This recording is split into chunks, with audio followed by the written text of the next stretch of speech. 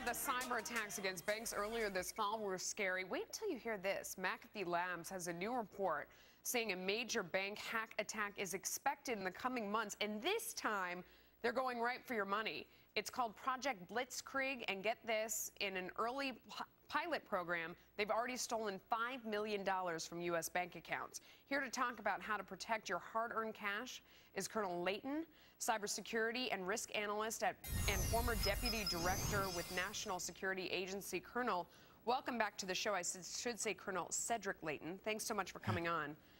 My pleasure, Melissa. It's great to be with you. Break this down for me. What exactly is going on? Well, what's going on, Melissa, is this. There's this guy named Vovzakone. I'm glad you had to say that, not me, because that was helpless on my part. Well, it basically means thief in law and in Russian, and so he's literally a godfather-like figure within the Russian hacker community.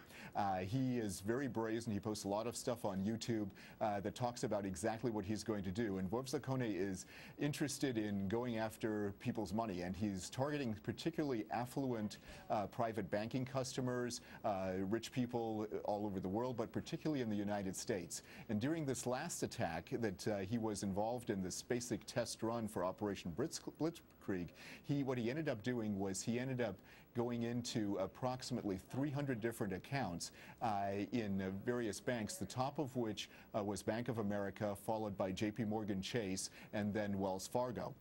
Wow. So there are a lot of different things that he's doing, but he hasn't just targeted those big three banks. He's targeted all kinds of brokerage firms, all kinds of... I've got a lot of questions right away. First of all, if he's on YouTube talking about what he's going to do, why isn't he being stopped? How is he able to steal $5 million already? Well, what he's done is he's basically saying, I'm in Russia, I can't be touched. And that's how he's looking at this. So he's saying, I'm beyond the reach of the Western law enforcement agencies, and the Russian law enforcement agencies can be bought by me and by all the people in his organization. See, it didn't make sense to me before when we saw a lot of these same banks being attacked by cyber hackers. They were just trying to crash the website of the bank so that it would slow you down and be inconvenient, but they weren't actually trying to steal money. Now somebody's actually figured out, hey, what a good idea. Let's steal money, right? Right, exactly. So what they're doing is they're basically stealing your credentials. What they can do, for example, one way to do this, and it's not necessarily the exact way that they're doing this, but one way to do this is friend you on Facebook, steal your credentials from your Facebook page, friend you, and then provide you with a false website that looks like your bank's website.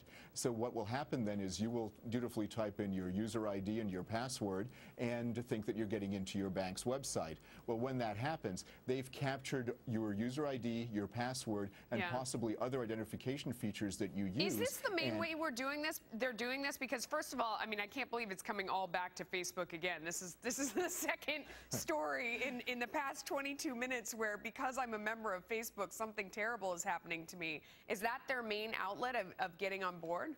Not necessarily. It is one way they could do this. It was something that was used in a hack attack against the Elysee Palace back in the spring of this year.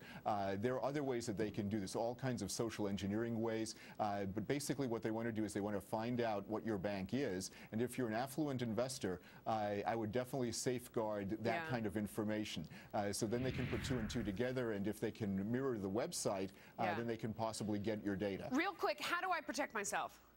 Basically, what you need to do is you need to check your bank balances on a daily basis. Now, there are other ways to do this. There's some technical ways where you can basically mirror your PC system. It works best for PCs, not for Apple computers, where you can have a mirror-type system that is basically a Linux-based system that turns your computer into a Linux-based system.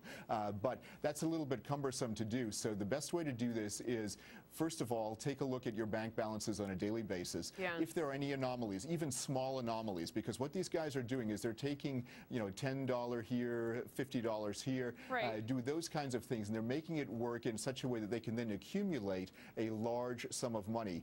My personal estimate is that they could steal as much as $50 to $100 million just by ones and twos from very rich people who might not know that might that not really notice missing. it. Although if I'm a JP Morgan private client, I'm not really sitting on Facebook all day, probably. But anyway, I hear what you're saying, and we're all going to be very careful. Colonel, thanks for coming on. My pleasure, Melissa. Thanks for having me. Coming up.